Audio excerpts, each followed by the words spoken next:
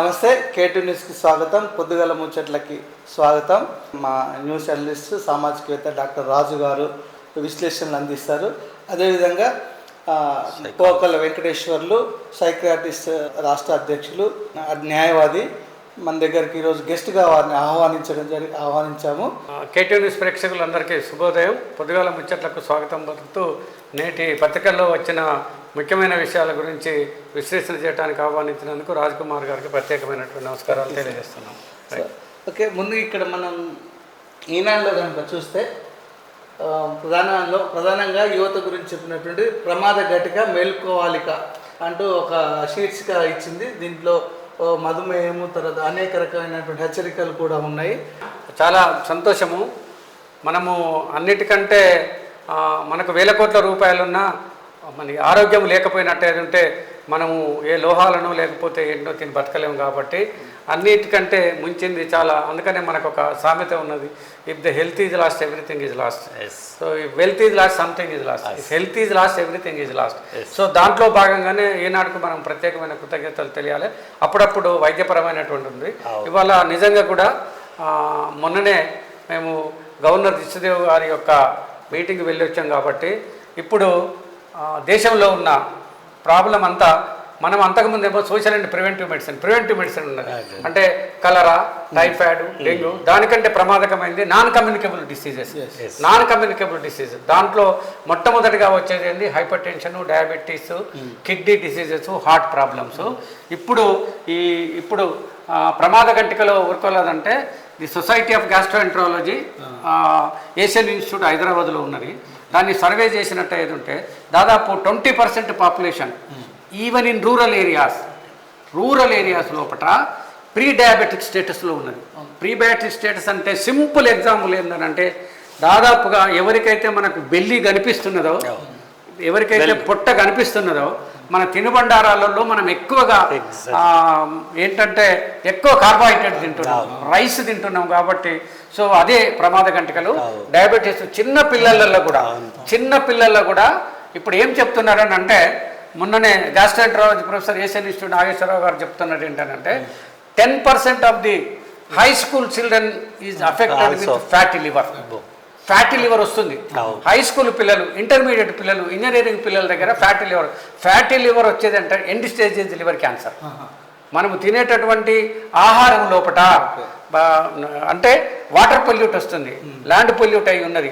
మనము మిరియాలు కూడా రోడ్ల మీద మీరు 2 వెహికల్ పట్టుకొని పోండి, ఒక 4 వీలర్ మన ముందు ఉన్నట్టయితే ఉంటే అది ఇడిచిపెట్టేటటువంటి కాలుష్యము, ఆ గ్యాసెస్ డీజిల్తో వచ్చే దాంతో అదొక్కటే ఏ అలవాటు లేకున్నా, సిగరెట్ అలవాటు లేకున్నా, మందు అలవాటు లేకున్నా, ఏం అలవాటు లేకున్నా ఒక గంట సేపు ఒక పెద్ద ఓల్డ్ వెహికల్ వెనుక మనం ప్రయాణం చేసినట్టయితే ఉంటే మనము పొల్యూషన్తో క్యాన్సర్ ఎఫెక్ట్ అయితే ఉన్నది.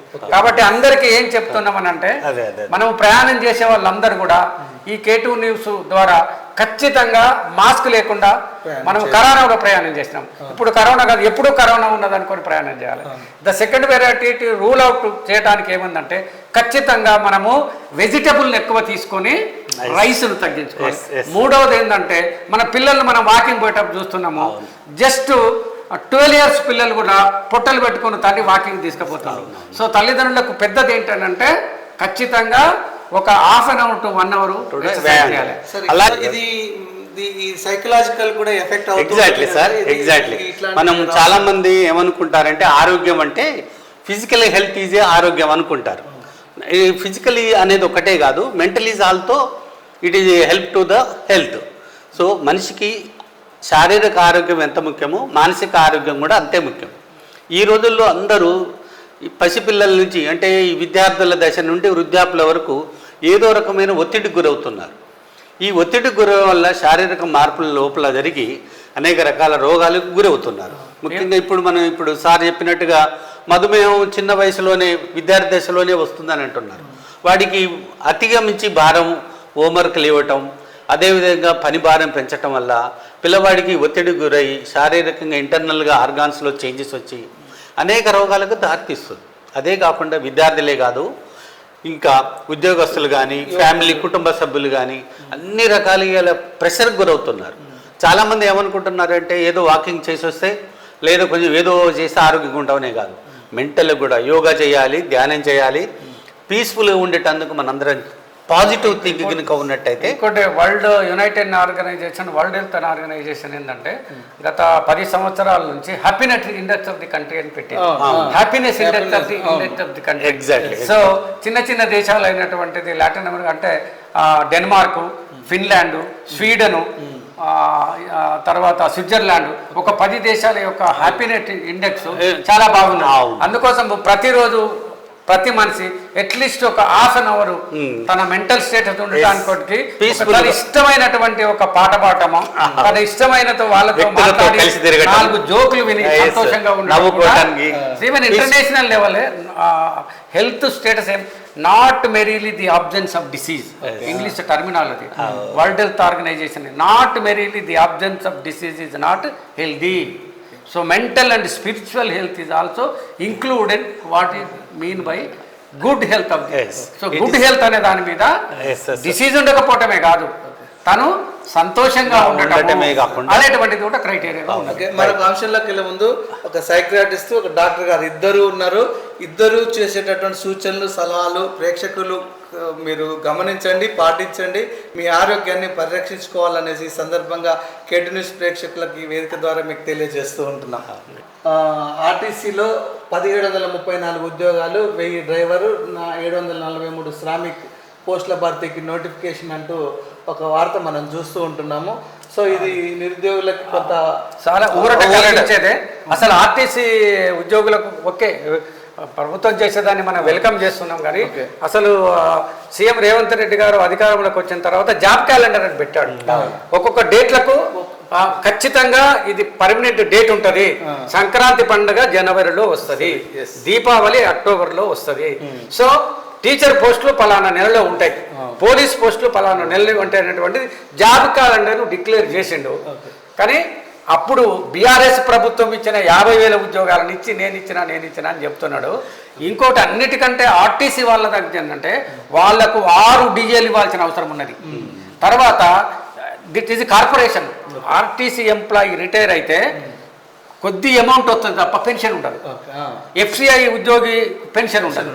సో ఇప్పుడు ఓల్డ్ పెన్షన్ రావాలనేటువంటి నడుస్తుంది. ఆ ఓల్డ్ పెన్షన్ సంగతి దేవుడిగా అట్లీస్ట్ ఉద్యోగస్తులను ప్రభుత్వంలో జాయిన్ చేసుకున్నట్లే, కానీ వాళ్లకు స్టేట్ గవర్నమెంట్తో ఈక్వల్గా జీతాలు ఇవ్వకుండా గొడవ జరుగుతున్నది.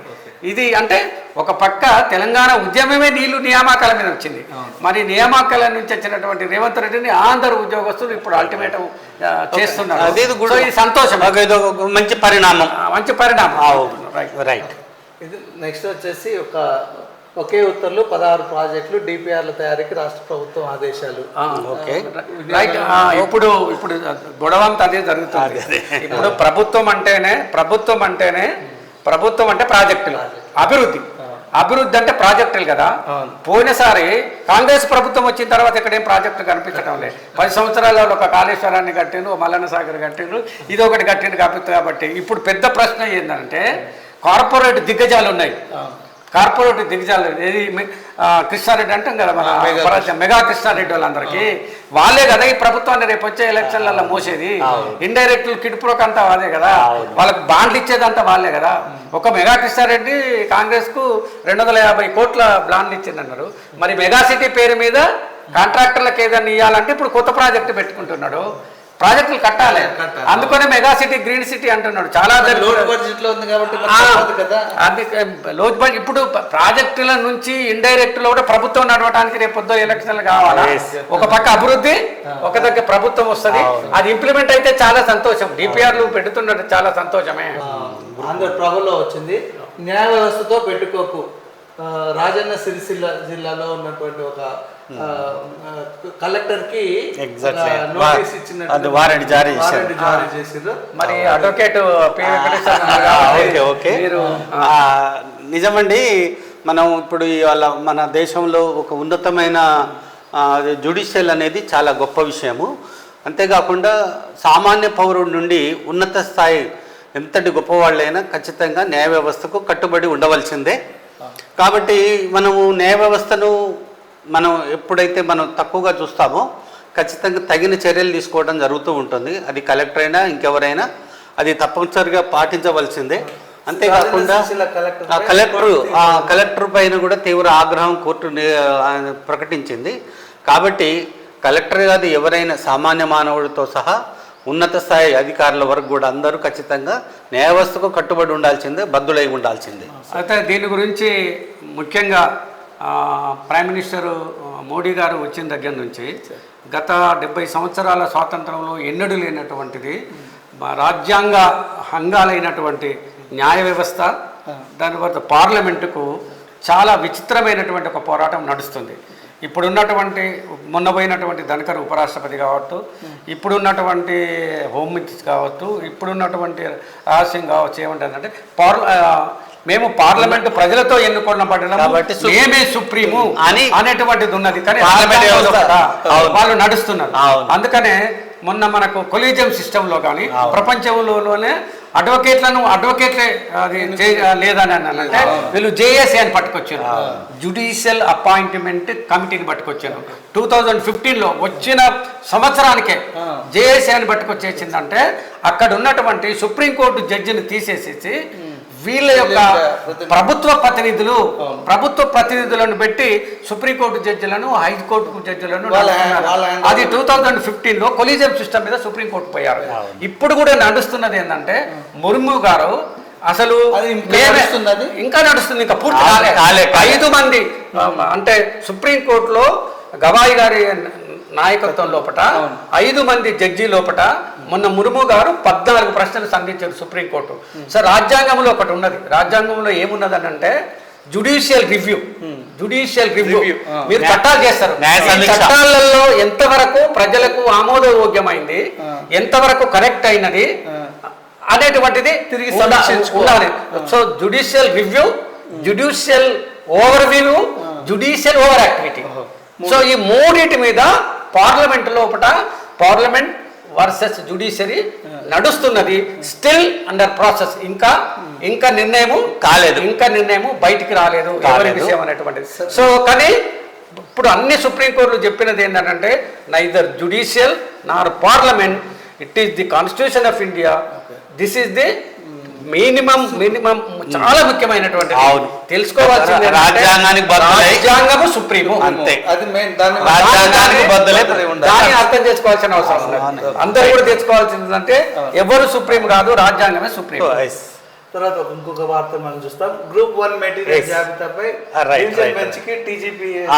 ఇది చాలా దరిద్రమైనటువంటిది. 12 సంవత్సరాల నుంచి పిల్లలకు ఏ కోసం అంటే ఏ ఉద్యోగాల కోసం అయితే పోరాటం చేసిందో పిల్లలందరినీ ఒకటి మూల్యాంకన తప్పని, ఆన్సర్ తప్పని పిల్లల్ని ఇబ్బంది పెట్టడము, అనవసరంగా ఎట్టి పరిస్థితుల్లో కేటు ప్రేక్షకుల ద్వారా ఇంకొక ఎగ్జామినేషన్ కు పోవటానికి వీలు, ఇంకొక ఎగ్జామ్ పోవద్దు. అసలు వాడు 12 సంవత్సరాలు ఒకే దగ్గర కూర్చొని మొత్తం ఇంటికి త్యాగం చేసి భూములు ఆస్తులు అమ్ముకొని చదువుకొని ఒక ఇంటర్వ్యూ స్థాయికి వచ్చి అపాయింట్మెంట్ అయ్యే స్టేజ్కిలో మళ్ళీ నియామకం, మళ్ళీ నీ వాల్యుయేషన్ అని అంటే అసలు వాళ్ళ కుటుంబం యొక్క బాధ వర్ణాతీతం అండి. నెల రోజుల లోపల రీవాల్యుయేషన్ చేస్తారా, ఏం చేస్తారు తప్ప వాళ్ళకి ఒక ఎగ్జామ్ పోయేది లేదు, రీ ఎగ్జామ్ ఎట్టి పరిస్థితిలో పెట్టవద్దండి, పిల్లలు. అవును. అంతేకాకుండా ఇప్పుడు సింగిల్ బెంచ్ నుంచి డబుల్ బెంచ్ సింగిల్ బెంచ్ ఇచ్చిన దాన్ని రాజ్యాంగ పరంగా డబుల్ బెంచ్ ప్రభుత్వం పోతుంది. పోయినా కూడా వీళ్ళు ఖచ్చితంగా మేము ఇంకొక ఎగ్జామ్ కు పోము, ఉన్నదాన్ని మేము సరిగా చేసి ఉద్యోగాలు ఇస్తామనేటువంటి నిర్ణయం ప్రభుత్వం తీసుకోవాల్సిన అవసరం ఉండాలి. ఇప్పుడు వాళ్ళ వయసు కూడా భారం అయిపోతుంది. ఎప్పుడో 10 సంవత్సరాల కింద మొదలు పెట్టిన వాడు పెళ్లిళ్ళు కాక ఆస్తులు అమ్ముకొని ఎంతో మంది వాళ్ళు నిరుద్యోగులు ఆవేదన గురవుతున్నారండి. వీలైనంత త్వరగా పరిష్కరిస్తే నిరుద్యోగులకు బాగుంటుందని కోరుతున్నాం. ఒకటి తీర్మానం వలన పార్టీ బీఫామ్ కోసం ఇక బీజేపీ కాంగ్రెస్ పార్టీల మెట్లు బీఆర్ఎస్ గేట్లు ఎక్కొద్దు, అధికార ప్రతినిధిగా కృత్రిమ మీద తీర్మానం వలన ప్రకటన అంటూ ఒక అంటే బీసీ వాదం అనేటువంటిది ఇప్పుడు అంటే మనకి స్వాతంత్రం వచ్చిన దగ్గర నుంచి కూడా స్వాతంత్రం వచ్చిన దగ్గరికి అన్ని లెక్కలు చెప్తున్నది. మొదటి నుంచి చెప్తున్నా కూడా ఉత్తరప్రదేశ్ లోపల ఒక బీసీ వాదంతో సక్సెస్ అయింది. ములాయం సింగ్ నాయకత్వంలో కావచ్చు, తర్వాత మాయావతి నాయకత్వంలో కావచ్చు, వీళ్ళందరూ ఫెర్నాండేజు, జార్జ్ ఫెర్నాండేజు, లలూ ప్రసాద్ యాదవ్, నితీష్ కుమార్, వీళ్ళందరూ కలిసి కాంగ్రెస్ ప్రభుత్వానికి వ్యతిరేకంగా జయప్రకాశ్ నారాయణ, లోక్నాయక్ జయప్రకాశ్ నారాయణ ఉన్నప్పుడే ఒక బీసీ వాదం వచ్చింది.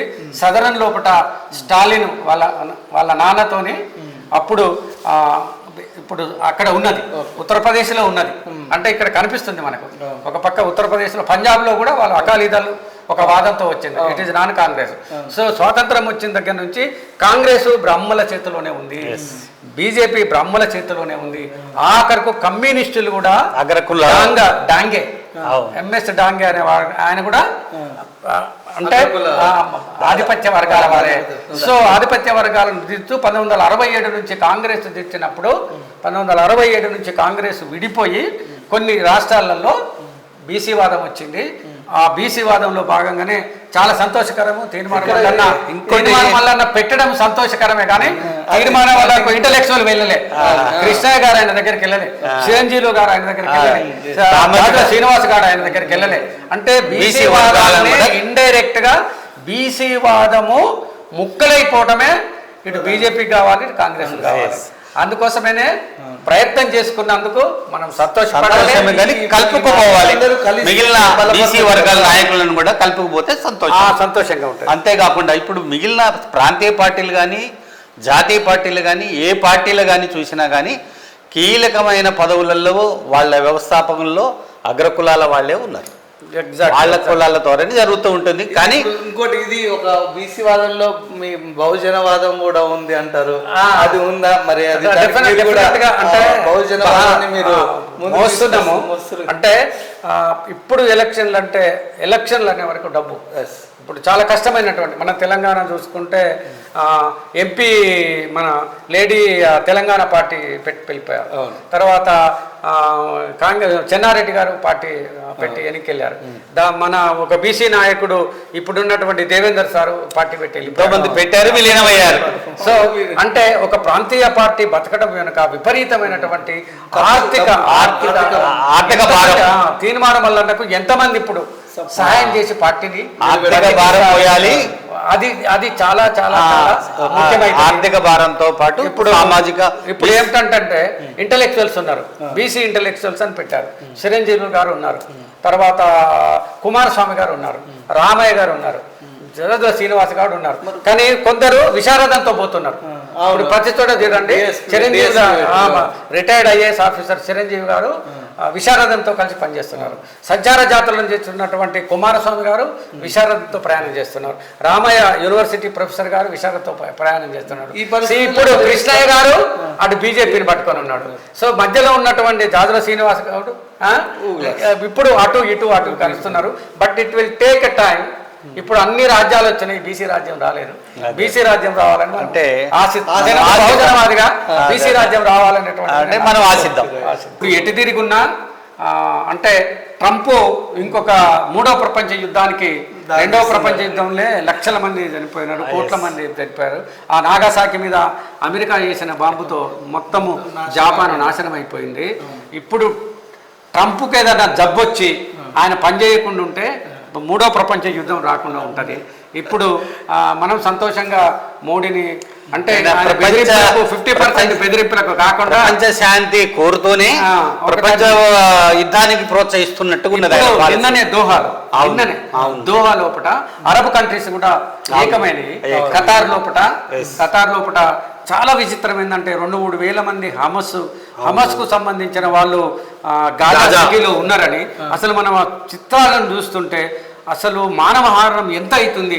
వాళ్ళు ఉన్నోళ్ళు 2000 మందికి దాదాపు ఇప్పటికి 10 లక్షల మంది పాలస్తీనియన్లు బాంబులు వేసి నాశనం చేసింది ఇజ్రాయెల్. ఇది చాలా మానవహారం, ఒక జాతి నాశనం అయిపోతుంది. ఇంత నవీన ప్రపంచంలో కూడా జాతి నాశనం చేయడానికి వెనుక ఉన్నాడు ట్రంప్. అంతే, అమెరికా దేశం ట్రంప్ 3వ ప్రపంచ యుద్ధానికి తెరదీస్తున్నాడు. అసలు ట్రంప్ను దింపేస్తే గానీ ప్రపంచ శాంతి ఉండదు. అంటే ట్రంప్ దిగిపోవాలి, అంతే. That should be the criteria. మనము ట్రంప్ దిగిపోవాలని కోరుకున్నాం, అంతే. ఇవి ఈరోజు మనం చూస్తూ ఉంటున్నాం. ఈరోజు మన స్టూడియోకి సైకియాట్రిస్ట్ పోకల వెంకటేశ్వర్ గారు, డాక్టర్ రాజు గారితో ఇలాంటి విశ్లేషణ చేయడం చాలా సంతోషంగా ఉంది. థ్యాంక్ యూ అండి, మీకు మా వచ్చినందుకు వెంకటేశ్వర్ గారు. Thank you. మరొకసారి కేటీ న్యూస్ ప్రేక్షకులందరికీ కూడా ప్రత్యేకమైన కృతజ్ఞతలు తెలుస్తూ అందరం కూడా సర్వజన సుఖినో భవంతు, అందరూ బాగుండాలి, అందులో మనం కూడా ఉండాలని కోరుకుంటున్నాం. Thank you very much.